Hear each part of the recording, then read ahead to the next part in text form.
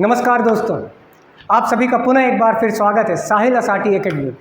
मैं साहिल असाटी आज बौद्ध धर्म के सेकंड पार्ट को, जहां पर उनकी शिक्षाओं की व्याख्या की गई है, उसको सरल से सरल माध्यम से आपको पहुंचाने का प्रयास करूंगा।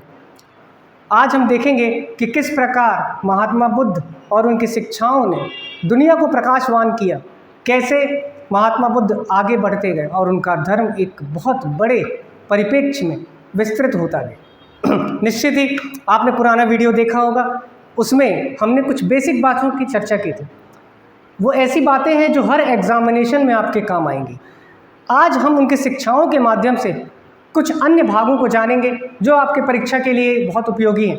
आप MPPSC, UPSC, Vyapam, railway, bank, SSC, अन्य सभी एग्ज़ामों में इन तमाम बातों का प्रयोग कर सकते हैं। चलिए, तो आज का लेसन स्टार्ट करने से पहले मैं आपको बताना चाहता हूं कि आखिर महात्मा बुद्ध की शिक्षाओं ने ऐसा क्या जादू किया कि जनता का एक बहुत बड़ा वर्ग उनके साथ आ गया। सबसे पहले महात्मा बुद्ध ने तपस्या के बाद जो सत्य की खोज की, जिसके लिए वो बहुत समय से उत्साहित थे कि आखिर संसार में व्यक्ति को क्या परेशान करता है, तो वो उन्होंने समझ लिया था कि पूरे संसार में दुख ही दुख व्याप्त है। इस दुख का कारण उन्होंने बताया कि इस दुख का कारण संसार में क्या होता है, हमारी इच्छा। जितनी ज़्यादा इच्छा हम रखेंगे उतनी ही ज़्यादा इच्छाएं हमें आगे चलकर सुख का अनुभव कराती हैं और दुख का अनुभव कराती हैं। इच्छाओं की पूर्ति होती है तो आपको सुख का अनुभव होता है और उसके साथ साथ एक नया विचार, एक नई इच्छा जन्म लेती है। आप उस इच्छा के अनुसार कर्म करने लगते हैं, आपकी आदतें बन जाती हैं, आपका चरित्र उसमें बनने दिख लगता है। यहाँ पर महात्मा बुद्ध ये कहते हैं कि आप अपनी इच्छाओं को कंट्रोल करें। उनकी शिक्षाओं का सबसे पहला भाग दिखाई देता है हमको 4 आर्य सत्यों में, चतारी आर्यानि सत्यानि।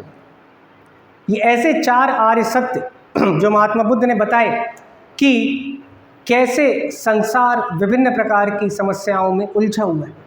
इतना बड़ा बौद्ध धर्म और बहुत सरलता के साथ उन्होंने जनता के समक्ष प्रस्तुत किया। याद रखिए, कोई व्यक्ति आपकी कमियां बताता है, अच्छी बात है, परंतु उससे भी महान व्यक्ति वह है जो उन कमियों को दूर करने के उपाय बताता है। महात्मा बुद्ध ने सबसे पहले संसार में 4 आर्य सत्यों की व्याख्या की। उन्होंने बोला कि पहले नंबर पर आता है दुख। पहले नंबर पर आता है दुख, अर्थात हर व्यक्ति दुखी है। इसका अर्थ क्या है मेरे प्यारे विद्यार्थियों? हर व्यक्ति के पास दुख है। उसके बाद उन्होंने देखा कि एक व्यक्ति दुखी नहीं है, दुख समुदाय, अर्थात बहुत सारे लोग, लगभग सभी लोग किसी न किसी प्रकार के दुख से जूझ रहे हैं। और इस दुख का कारण क्या होता है? हमारी इच्छाएं। और अच्छे शब्दों में हम इसको लिखते हैं तो आपको कल भी मैंने बताया था पिछले सेशन में, तृष्णा बोला जाता है। क्या बोला जाता है? तृष्णा। तो पहला हो गया दुख, दूसरा हो गया दुख समुदाय, तीसरे नंबर पर आता है दुख निरोध। दुख निरोध अर्थात दुख को होने से रोकना, उसका निरोध करना, प्रिवेंशन। कैसे दुख को रोका जाएगा? तो पहले उन्होंने बताया दुख निरोध अर्थात इच्छाओं का दमन कर दो, इच्छाओं को खत्म कर दो तो आप दुख से दूर हो जाएंगे, अर्थात सुख की अनुभूति आपको होगी। यहाँ पर महात्मा बुद्ध ने इन 3 बातों में ये बताया कि इच्छाएं और तृष्णाएं हमारे लिए कितना कष्टदायी होती हैं। लेकिन उनकी सबसे अच्छी और सबसे महत्वपूर्ण बात जो चौथे नंबर पर उन्होंने बताई, दुख निरोध गामिनी प्रतिपदा अर्थात अष्टांगिक मार्ग। जैसा कि नाम से स्पष्ट है, अष्टांगिक मार्ग मतलब 8 रास्ते महात्मा बुद्ध ने न केवल कमियां बताई, उसको दूर करने के उपाय भी बताए, जिन्हें जाता है अष्टांगिक मार्ग का श्रेय। इन्हें हम किस नाम से जानते हैं? अष्टांगिक मार्ग, दुख निरोध गामिनी प्रतिपदा। ये दुख निरोध गामिनी गमन कर रही है, दुख को दूर करने के रास्ते पर आपको आगे बढ़ना है। कैसे हम अपने दुख को दूर करें, यह रास्ता उन्होंने बताया जिसे कहा जाता है अष्टांगिक मार्ग। 8 रास्ते, यहाँ पर आपको ये 8 मार्ग दिखाए गए हैं। इन सब के नाम में स्टार्टिंग में सम्यक लगा हुआ है। सम्यक का तात्पर्य आप यहाँ पर एक समान समझें। सम्यक अर्थात समान। तो पहले पॉइंट की ओर आगे बढ़ते हैं जिसमें लिखा है सम्यक दृष्टि। सम्यक दृष्टि से तात्पर्य आप अपने भीतर एक समान नज़रिया या दृष्टिकोण रखें, अर्थात सरल भाषा में किसी भी प्रकार का भेदभाव आपके दृष्टिकोण में नहीं होना चाहिए। दूसरे नंबर पर आया सम्यक संकल्प। आपको इन शिक्षाओं को पालन करना है, आपको अपने लक्ष्य को निर्धारित करना है, एक दृष्टिकोण बनाना है और उन बातों का एक संकल्प लेकर उस चेतना का विश्वास करना है। आप दृढ़ निश्चय करें कि हम इन सिद्धांतों को फॉलो करेंगे, इसका फॉलो अप करेंगे, तब आपको पता चलता है कि सम्यक संकल्प कितना ज़रूरी है। तीसरे नंबर पर आता है सम्यक वाक। सम्यक वाक अर्थात वाणी पर नियंत्रण। अक्सर आपने देखा होगा ज़्यादातर समस्याएं हमारे अधिक बोलने से या हानिकारक बोलने से पैदा होती हैं। हम कई बार बोल देते हैं और उसके बाद पछताते हैं कि हमने क्यों बोल दिया, क्या बोल दिया। आपके साथ मेरे मित्रों ऐसा अक्सर हुआ होगा, आपने कभी ना कभी देखा होगा। अक्सर ऐसी बातें चलते रहती है जहाँ पर आप कुछ ऐसा बोल जाते हैं जिससे सामने वाले को दुख होता है, या आपको कोई ऐसे शब्द बोल दे जिससे आपको हानि पहुँचे तो आपको भी दुख हो। अर्थात वाणी पर क्या करना चाहिए, नियंत्रण। फिर चौथे नंबर पर हम आगे बढ़ते हैं। यहाँ पर महात्मा बुद्ध कहते हैं सम्यक कर्म, एक समान कर्म, अर्थात हानिकारक कर्मों को ना करें और अच्छी भाषा में आप ऐसा कर्म करें कि उसका दोष उत्पन्न ना हो, कर्म का कोई दोष उत्पन्न ना हो। तो मेरे प्यारे विद्यार्थियों, ये डिस्कशन जो है मैं क्यों कर रहा हूँ, इसमें ज़्यादा समय नहीं लगता, परंतु ये डिस्कशन आपको याद रखवा देता है कि हमने 4 बातें अभी तक अष्टांगिक मार्ग में समझ ली हैं: दृष्टि, संकल्प, वाक और कर्म। 5वें नंबर पर जब हम आगे बढ़ते हैं, हमें दिखता है सम्यक आजीव। आजीविका का सरल तात्पर्य आप यहाँ पर समझ सकते हैं कि जीवन निर्वाह करने के लिए जितना आवश्यक है उतना अर्जित करें। किसी भी प्रकार का लालच, लोभ, लालसा, इन बातों को अपने अंदर ना आने दें, क्योंकि ये जिज्ञासाएं, ये लालसाएं, ये लालच आपको व्यथित कर सकता है, आपको भ्रमित कर सकता है और आपको कष्टदायी परेशानियां भी उत्पन्न कर सकता है। फिर 6वें नंबर पर जब हम गए, सम्यक व्यायाम। भौतिक वातावरण में आपको रहना है तो आपको कुछ बातों का निरंतर प्रयास करना होगा। आपको शारीरिक रूप से भी मजबूत होना है, साथ में मानसिक रूप से भी अपने आप को मजबूत करना होगा। यदि आप ऐसा नहीं करते हैं तो कहीं ना कहीं मेंटली या फिजिकली आप बीमार हो जाते हैं। तो उन्होंने बोला निरंतर आप क्या करें, व्यायाम या प्रयास करते रहें। 7वें नंबर पर स्मृति आता है। स्मृति अंग्रेजी में बहुत अच्छा शब्द है, मेमोरी। मेरे दोस्तों, आपके साथ भी ऐसा हुआ होगा, करती हैं यादें परेशान, कभी कभी आपके दिमाग में कुछ पुरानी बातें आ जाती हैं और आप परेशान हो जाते हैं। हमारा मस्तिष्क चेतन मन, अवचेतन मन, अचेतन मन, इन 3 भावनाओं से जूझता रहता है। जब हम कॉन्शियस माइंड अर्थात चेतन मन में होते हैं, चेतन अवस्था में होते हैं, हम रूबरू किसी से बात करते हैं। जब अचेतन होते हैं अर्थात जब कोमा की कंडीशन होती है या कोमा के साथ साथ बेहोशी की कंडीशन होती है, तो आपने देखा होगा कुछ लोग पूरी तरीके से शून्य टाइप के प्रतीत होते हैं, बिल्कुल एक निर्जीव की भांति। वो जिंदा तो है लेकिन एक निर्जीव। तीसरी जो कंडीशन होती है सब कॉन्शियस, अवचेतन मन, अर्थात आप अपने आसपास के वातावरण से जो चीज़ें ग्रहण करते हैं वो आपके मस्तिष्क में एक मेमोरी की भांति स्टोर हो जाती है। जैसे कंप्यूटर में मेमोरी होती है, वैसे अपने मस्तिष्क में क्या है, मेमोरी, जो आपको हो सकता है कभी कभी रात में सपना देखते समय आप देखते होंगे कि सपने हमारे क्लियर हमको दिखाई देते हैं। कुछ बातें जो हम सोचते हैं वो सपनों में दिखाई देती। हम तो सो गए हैं लेकिन रात में सोने के बाद सपना हमें दिखाई देता है। कई बार आपने सपने में अपने आप को बहुत कठिन परिस्थितियों में भी महसूस किया होगा और कई बार बहुत आनंद वाली परिस्थितियों में भी महसूस किया होगा। लेकिन मेरे दोस्तों, आपको मैं ये बात बताना चाहता हूँ कि सपने आपकी गहरी नींद में व्यवधान उत्पन्न करते हैं। तो महात्मा बुद्ध कहते हैं अपने स्मृति पर नियंत्रण करें। नियंत्रण स्थापित करेंगे तो आप एकाग्रचित्त हो सकेंगे। इसके साथ ही 8वें नंबर पर उन्होंने कहा सम्यक समाधि। जब सम्यक समाधि की बात उन्होंने की तो बौद्ध धर्म में समाधि से तात्पर्य है ऐसी अवस्था जहाँ पर आप निर्वाण को प्राप्त हो जाते हैं। कौन सी अवस्था? ऐसी अवस्था जहाँ पर आप निर्वाण को प्राप्त हो जाते हैं। निर्वाण को मैंने पिछली कक्षा में भी आपसे बताया था, सरल भाषा में आप क्या कह सकते हैं? मोक्ष। इसका एक शाब्दिक अर्थ भी है दिए का बुझना या दीपक का बुझ जाना। तो कहने के लिए तो यह निर्वाण एक शाब्दिक अर्थ में दीपक का बुझना है, परंतु यह एक अनंत प्रकाश में विलीन होने जैसा है। इसके लिए आपको कौन सी स्थिति आवश्यक होगी? समाधि की। ये 8 रास्ते जो महात्मा बुद्ध ने बताए, दृष्टि, संकल्प, वाक, कर्म, आजीव, व्यायाम, स्मृति, समाधि, बिल्कुल सरलता के साथ आप समझ सकते हैं। और आपको हमेशा याद भी रहेगा कि अष्टांगिक मार्ग में कितने प्रकार के मार्ग हैं? 8 प्रकार के, जिसका वर्णन इस प्रकार है। चतारी आर्यानी कितने हैं? तो 4 हैं। दुख समुदाय, दुख निरोध गामिनी प्रतिपदा, और दुख निरोध गामिनी प्रतिपदा का ही एक मार्ग है अष्टांगिक मार्ग। यहाँ तक दोस्तों अभी हम महात्मा बुद्ध की शिक्षाओं को देखते हैं और उन बातों को समझते जा रहे हैं। अब अगली जो बात आती है इनके शिक्षाओं से संबंधित, उन बातों को आपको समझना है।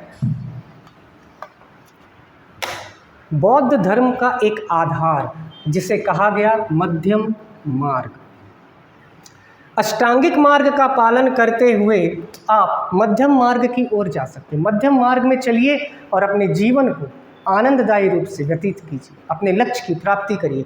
क्योंकि मध्यम मार्ग ये व्याख्या करता है न कठोर तपस्या की आपको आवश्यकता है, न कठोर तपस्या, और ना ही भोग विलासी जीवन।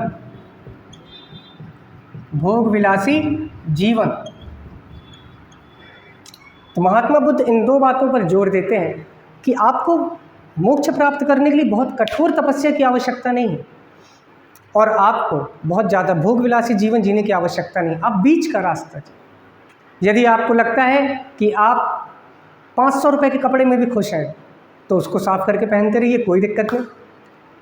अगर आपके मन में ये विचार आ गया है कि हमको 5000 का कपड़ा ही लेना है या 2000 का जूता ही लेना है, देखिए जूता कितना भी महंगा हो, पहना पैरों के नीचे जाता है। ये ठीक उसी प्रकार कि बहुत ज़्यादा भौतिक संसाधनों के पीछे ना भागें। आप किसका पालन करें? मध्यम मार्ग का।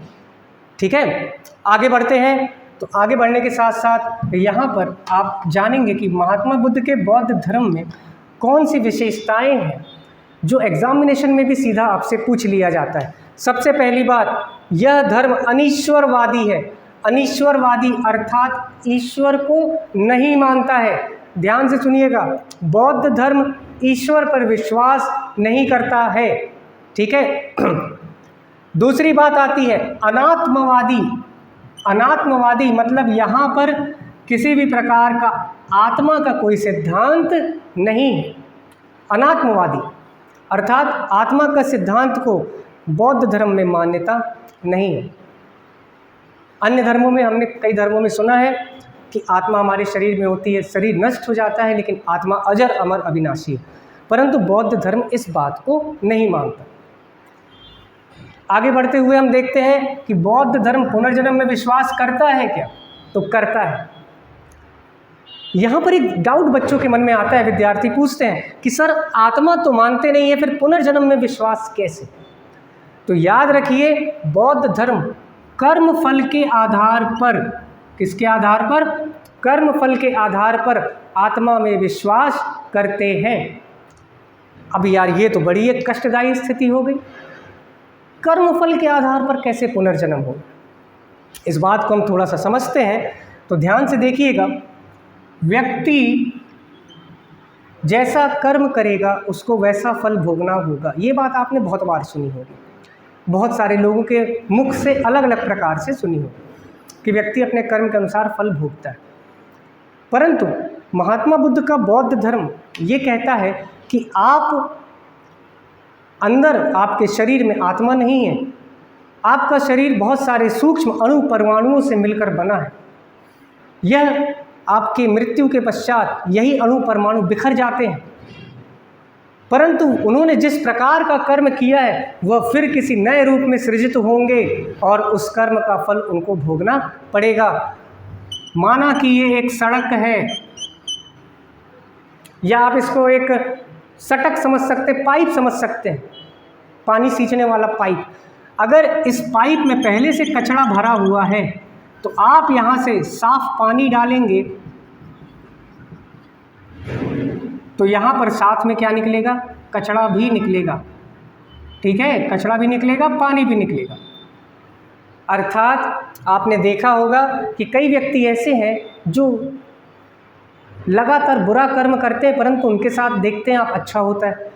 तो यहाँ पर बौद्ध धर्म ये व्याख्या करता है कि शायद उनके पूर्व जन्म के कोई संस्कार हैं, उनके पूर्व जन्म के कोई कर्म फल हैं जो बताते हैं कि वो अच्छे थे, इसीलिए इस जन्म में उसको अच्छा फल मिल रहा है। परंतु जैसे ही इस कर्म फल का कोटा समाप्त हो जाता है, ये सटक क्लीन हो जाएगी, तो अब तो आप अगर अच्छे कर्म करेंगे तो आपको अच्छा फल मिलेगा और यदि बुरे कर्म करेंगे तो उसका बुरा फल आपको भोगना पड़ेगा। कोई पूर्व जन्म के संस्कार है, इसीलिए व्यक्ति किसी न किसी प्रकार के कष्ट की अनुभूति करता है। अगर उसने पूर्व जन्म में अच्छे कर्म किए थे तो आज अच्छे फल भोग रहा है, और आज यदि वो बुरे कर्म करेगा तो आने वाले समय में उसे बुरा फल भी भोगना पड़ेगा। जैसे ही उसका वो कोटा, वो डब्बा खाली हो जाएगा जो अच्छे कर्मों का, संस्कारों का उसके पास था, तो फिर उसको बुरे कर्म का प्रभाव झेलना पड़ेगा। इसीलिए बोला जाता है कि निरंतर आप अच्छा कर्म करते रहिए, ताकि अभी बुरा वक्त चल रहा है फिर उसके आगे अच्छा वक्त भी आएगा। तो महात्मा बुद्ध का बौद्ध धर्म पूरी तरह से कर्म फल पर आधारित है। क्लियर?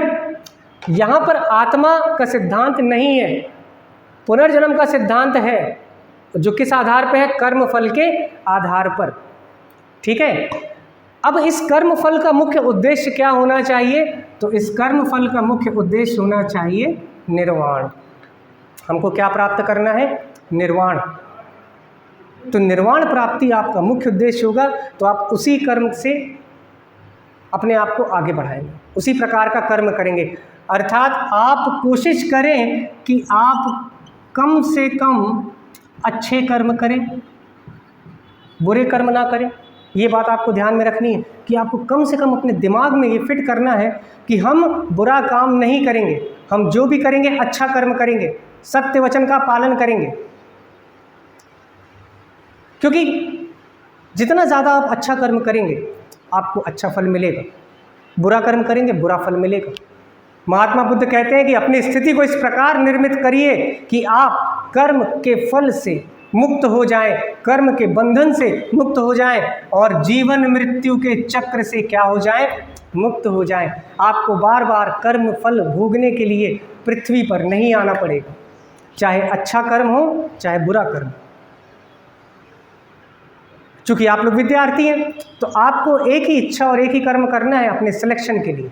याद रखिए, हमें यहाँ पर ये चीज़ों को समझना है, इनकी व्याख्याओं को समझना है, परंतु दिमाग में रखना है कि हमको आगे कर्म कैसे करने हैं ताकि हमारी परीक्षा पर हम सफलता प्राप्त कर सकें। व्यवधान वाली बातें बिल्कुल भी अपने दिमाग में ना लाएं। ठीक है, बहुत अच्छी कंडीशन है यदि आप उदासीनता की ओर आगे बढ़ते हैं, क्योंकि उदासीनता के समय आप कर्म नहीं करेंगे। जब कर्म नहीं करेंगे तो आपको फल नहीं भोगना पड़ेगा, ना अच्छा ना बुरा, अर्थात आप समाधि की स्थिति में आ जाएंगे। तो आशा करता हूँ कि अब आपको ये बात अच्छे से समझ में आ गई होगी। ठीक है, अब यहाँ पर हम आगे बढ़ते हैं। आगे बढ़ने के साथ साथ नेक्स्ट जो बात आती है, बौद्ध धर्म व्याख्या करता है कि कोई भी वस्तु इन 5 घटकों से निर्मित है।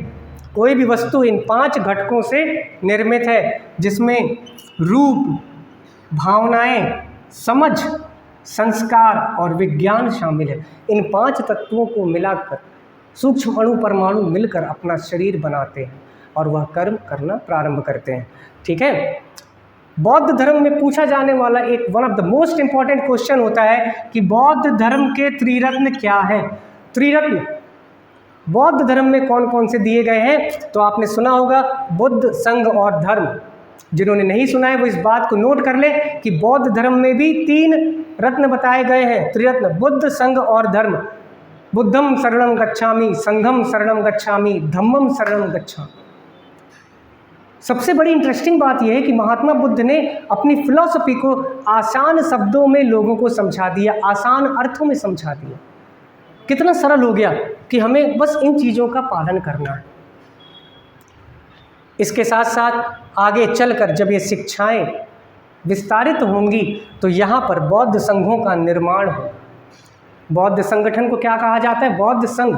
जहाँ पर प्रवेश लेने की पद्धति को बोला जाता है उपसंपदा। उपसंपदा अर्थात जब आप बौद्ध संघ में प्रवेश करते हैं, और बौद्ध संघ के फॉलोअर्स कहलाएंगे भिक्षु या उपासक। भिक्षु वो जो बौद्ध मठ में रहकर सन्यासी का जीवन जीते हैं, और उपासक वो जो गृहस्थ जीवन के माध्यम से अपना कार्य करते हैं। तो ध्यान से इसको देखिए और यहाँ पर सारी बातों को समझने का प्रयास करिए। चतारी आर्यानि सच्चानी, अष्टांगिक मार्ग, मध्यम मार्ग, अनात्मवादी, अनीश्वरवादी, पुनर्जन्म में विश्वास, जीवन चक्र से मुक्ति, यही उद्देश्य है किसका? बौद्ध धर्म, जिसे कहा गया निर्वाण। चलिए विद्यार्थियों, अब हम देखेंगे बौद्ध साहित्य। शिक्षाओं को जानने का साहित्य एक महत्वपूर्ण साधन होता है।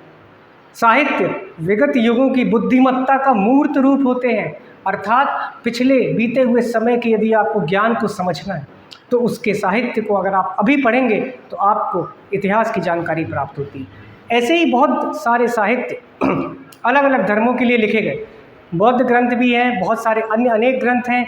तो इसी प्रकार हम बौद्ध साहित्यों को जानेंगे। बौद्ध साहित्यों में सबसे महत्वपूर्ण स्थान है त्रिपिटक का। किसका? त्रिपिटक। जैसा कि नाम से स्पष्ट है, त्रिपिटक अर्थात 3 पिटक। पिटक मतलब पिटारे, डब्बे, ग्रंथ जिसको सुरक्षित रखे गए थे डब्बों में। पिटक, त्रिपिटक। पहला पिटक आता है यहाँ पर सुत्त पिटक। जैसा कि यहाँ लिखा हुआ है, सुत्त पिटक अर्थात धार्मिक उपदेशों का संग्रह। कौन से धार्मिक उपदेश? महात्मा बुद्ध ने जो धार्मिक उपदेश दिए थे उनको संग्रह किया गया और बनाया गया क्या? सुत्त पिटक। दूसरे नंबर पर हम देखते हैं तो आता है विनय पिटक। विनय पिटक में आखिर क्या था? परीक्षा में ये सवाल पूछा जाता है कि संघ के नियमावली या संघ के नियम से संबंधित पिटक कौन सा है? तो वह कौन सा है? विनय पिटक। अर्थात बौद्ध धर्म में आप प्रवेश करेंगे तो बौद्ध संघ में आने के पश्चात किन नियमों का आपको पालन करना चाहिए। तीसरे नंबर पर आता है अभिधम्म पिटक। अभिधम्म पिटक की जब बात करते हैं, यहाँ दार्शनिक व्याख्या का उल्लेख मिलता है। महात्मा बुद्ध ने जो बातें बताई उसकी दार्शनिक व्याख्या, फिलॉसफी जिसको बोलते हैं। आखिर ये क्या होती है फिलॉसफी? फॉर एग्जाम्पल, कोई चीज़ को अगर मैं उदाहरण के लिए लूँ, एक पेन या एक कलम, आप इस कलम का प्रयोग लिखने में करते हैं, लेकिन इसके पीछे दार्शनिक व्याख्या क्या है? दार्शनिक व्याख्या ये कहती है कि यह कलम नहीं, यह एक ऐसा यंत्र है जिसके माध्यम से आप अनेक ग्रंथों का निर्माण कर सकते हैं, ताकि आज नहीं आने वाले भविष्य में भी लोगों को यह मार्गदर्शन कर सके। दार्शनिक व्याख्या अर्थात अभिधम्म पिटक, जिसमें बौद्ध धर्म की दार्शनिक व्याख्या की गई। अगला साहित्य इनका जो प्रमुख प्राप्त होता है वह है जातक कथाएं। जातक कथाओं में महात्मा बुद्ध के पूर्व जन्म, अभी हमने थोड़ी देर पहले देखा कि पूर्व जन्म पर विश्वास करता है, तो इसी प्रकार जातक कथाओं में महात्मा बुद्ध के पूर्व जन्मों का वर्णन किया गया है। आपने बहुत सारी कहानियाँ सुनी होंगी, महात्मा बुद्ध की प्रेरणादायी कहानियाँ जो लोगों का मार्गदर्शन करती हैं। इसके पश्चात धम्मपद भी एक हमको ग्रंथ प्राप्त होता है। धम्मपद को बौद्ध साहित्य में गीता कहा गया है। एक सवाल आता है कि बौद्ध साहित्य में किस ग्रंथ को गीता की संज्ञा दी गई है? तो यह धम्मपद है। आगे चलकर हम देखते हैं 2 प्रमुख ग्रंथ हमको मिलते हैं, दीपवंश और महावंश, जो श्रीलंका के प्राचीन इतिहास और उससे संबंधित जानकारी प्रदान करते हैं। यहाँ पर दूसरी जो बात आती है, मिलिंद पन्हो। मिलिंद पन्हो एक शासक था, यूनानी शासक, जिसका नाम था मिनेंडर। सरल और कम शब्दों में आपको समझना है मेरे दोस्तों, क्लास को भावना के साथ आप ग्रहण करें। हमको ज़्यादा फालतू और अनावश्यक डेटा नहीं इकट्ठा करना, जो हमारे परीक्षा के लिए उपयोगी है, जिनसे प्रश्न बनते हैं, उसी में से एक है मिलिंद पन्हो। एक यूनानी शासक था मिनेंडर, और एक नागसेन नाम का व्यक्ति था जो था बौद्ध भिक्षु। क्या था? बौद्ध भिक्षु। तो नागसेन और मिलिंद पन्हो की जो किताब है, जहाँ पर नागसेन और राजा मिनेंडर के प्रश्न उत्तर का वर्णन है, बहुत सारी ज्ञान की बातें। जब अज्ञानता दूर होती है तो ज्ञान अपने आप व्यक्ति ग्रहण करता जाता है। पहले अपने मस्तिष्क के कचड़े को हमको हटाना है, ताकि मस्तिष्क हमारा खाली हो, प्योर हो, तो हम जो भी अच्छा मटेरियल, हम अच्छे विचार अपने मन में लाएंगे और उसी के अनुसार हम अनुसरण करने लगेंगे। ठीक है। एक और प्रमुख ग्रंथ हम देखते हैं, ललित विस्तार। इसमें बौद्ध धर्म की जानकारी हमको काफ़ी पर्याप्त मात्रा मिलती है। अंगुत्तर निकाय 16 महाजनपद, जब भारत में पहली बार 16 बड़े राज्य स्थापित होंगे, उन 16 महाजनपदों की जानकारी मिलती है अंगुत्तर निकाय। और इसी ग्रंथ ने बताया कि सबसे बड़ी महाजनपद थी मगध। इसके बाद आर्य मंजूश्री मूलकल्प, यह गुप्त सम्राटों का वर्णन करता है। किसका वर्णन? गुप्त सम्राटों का वर्णन, जो बौद्ध दृष्टिकोण से हमको दिखाई देता है। इस प्रकार ये हमारे महत्वपूर्ण बौद्ध साहित्य हैं। बौद्ध धर्म में बहुत महत्वपूर्ण है संगीतियाँ या सम्मेलन, जिनसे प्रश्न अक्सर पूछे जाते हैं। ये संगीतियाँ बौद्ध धर्म से साहित्यों को संकलन करने के लिए, उनके ऊपर विचार विमर्श करने के लिए, उनमें एक धार्मिक मंत्रणा करने के लिए बनाई जाती थी। तो 4 प्रमुख संगीतियों का उल्लेख मिलता है। पहले नंबर पर आती है 483 ईसा पूर्व में राजा अजातशत्रु के द्वारा बौद्ध संगीति का आयोजन किया गया था। इस संगीति की अध्यक्षता, ये सारे के सारे अध्यक्षों के नाम लिखे हैं और यहाँ पर आपके सामने लिखे हैं राजाओं के नाम। शासक अध्यक्ष कौन थे? महाकश्यप। स्थान क्या था? राजगृह। दूसरे नंबर पर संगीति है 383 ईसा पूर्व, राजा था कालाशो। अध्यक्ष था सभाकामी, स्थान था वैशाली। तीसरी और महत्वपूर्ण संगीति 255 ईसा पूर्व में सम्राट अशोक के द्वारा की गई, जिसकी अध्यक्षता की थी मोगलीपुत्र तिस्य ने, और स्थान था पाटलिपुत्र। अलग अलग स्थानों पर अलग अलग शासकों के द्वारा बौद्ध धर्म को संरक्षण प्रदान किया गया। याद रखिए, किसी भी धर्म के प्रचार प्रसार में वहाँ के शासकों का समर्थन अत्यंत आवश्यक होता है। यदि आप मुख्य परीक्षा की तैयारी कर रहे हैं तो यहाँ ये विचार अत्यंत मायने रखता है कि वह शासक किस धर्म का समर्थन करता था। अन्य परीक्षा के विद्यार्थियों के लिए ये फैक्ट्स बहुत ज़्यादा इम्पॉर्टेंट हो जाते हैं। चतुर्थ संगीति की बात करें तो 102 ईसा पूर्व में कुषाण वंश के प्रतापी शासक कनिष्क के द्वारा इसका आयोजन किया गया, जिसकी अध्यक्षता की थी वसुमित्र ने, और स्थान था कुंडलवन, कश्मीर। तो 4 प्रमुख संगीतियों को हमको ध्यान में रखना है। अब हम जानेंगे बौद्ध धर्म से संबंधित कुछ प्रमुख चिन्ह, प्रतीक चिन्ह, जो छोटे छोटे फैक्ट्स हैं, लेकिन हमारे दिमागों को कई बार व्यवस्थित ना हो पाने के कारण हम परीक्षा में भूल जाते हैं या कंफ्यूज हो जाते हैं। आपको बिल्कुल भी यहाँ परेशान नहीं होना है, सीधा सीधा इसका उत्तर आपके सामने मैं प्रस्तुत कर रहा हूँ। जब भी प्रतीक चिन्ह की बात आएगी बौद्ध धर्म से संबंधित, तो याद रखिए, जब महात्मा बुद्ध गर्भ में आए तो उसके लिए प्रतीक चिन्ह बनाया गया हाथी। जब उनका जन्म हुआ तो प्रतीक चिन्ह बना कमल। यौवन हुआ तो प्रतीक चिन्ह बना सांड। गृह त्याग, महाविनिष्क्रमण की जब घटना हुई, वो अपने प्रिय घोड़े के साथ कंठक, जिसका नाम था चले, चन्ना नाम का एक सारथी था, तो यह गृह त्याग कहलाया प्रतीक चिन्ह के रूप में अश्व। 5वें नंबर पर जब उनको ज्ञान प्राप्त हुआ तो बोधि वृक्ष व पीपल का वृक्ष, उसको बोला गया ज्ञान प्राप्ति का प्रतीक चिन्ह, और वो बन गया बोधि वृक्ष। प्रथम उपदेश जब महात्मा बुद्ध ने दिया तो यह कहलाया धर्म चक्र प्रवर्तन, तो प्रतीक चिन्ह भी क्या बना इसका? धर्म चक्र। लास्ट में आखिरी प्रतीक चिन्ह, महात्मा बुद्ध की जब मृत्यु हुई तो हमने क्या बनाया? स्तूप। हमने अर्थात उन तत्कालीन समय के शासकों ने, आम जनता से एक प्रबुद्ध व्यक्ति, एक राजा, जिन्होंने स्तूपों का निर्माण करा, तो हमने स्तूप को बोला ये इनके मृत्यु का प्रतीक। स्तूप में क्या होता है? स्तूप में महात्मा बुद्ध और उनके शिष्यों के अलग अलग समय अंतराल पे अवशेष इकट्ठा करके वहाँ पर एक पूजा स्थल का निर्माण किया। बौद्ध धर्म में ये बहुत मायने रखता है, स्तूप की पूजा अर्चना, और इसी से संबंधित ये प्रतीक चिन्ह आपके सामने। आगे बढ़ते हैं तो इसी प्रतीक चिन्ह के साथ एक शब्द जुड़ा हुआ है स्तूप के साथ, चैत्य और विहार। चैत्य शब्द बना है चिता से, चिता मतलब अवशेष का ढेर, उस चिता से बना है चैत्य, जो बौद्ध धर्म में क्या होता है? पूजा स्थल। इस बात को आपको ध्यान में रखना। आपसे पूछा जा सकता है चैत्य और विहार किस धर्म से संबंधित है, तो यह कहलाएगा बौद्ध धर्म से संबंधित है। विहार क्या होता है? जहाँ पर बौद्ध भिक्षु निवास करते हैं, तो उनके निवास स्थान को क्या बोला जाता है? विहार। तो मेरे दोस्तों, इस बात को आप ध्यान में रखिएगा, ये तमाम बातें बौद्ध धर्म से संबंधित है। पुनः एक बार आपके सामने रिवाइज करा देता हूँ। त्रिपिटक बौद्ध धर्म से संबंधित साहित्य, सुत्त पिटक, विनय पिटक, अभिधम्म पिटक। इसके पश्चात जातक कथाएं जो उनके पूर्व जन्म की जानकारी देती हैं। फिर हमने देखा धम्मपद, दीपवंश, महावंश। ये सारे के सारे ग्रंथ जो किसी किसी समय अंतराल में किसी किसी समय की महत्वपूर्ण जानकारी देते हैं, जो बौद्ध दृष्टिकोण से या बौद्ध धर्म से संबंधित हो सकती है।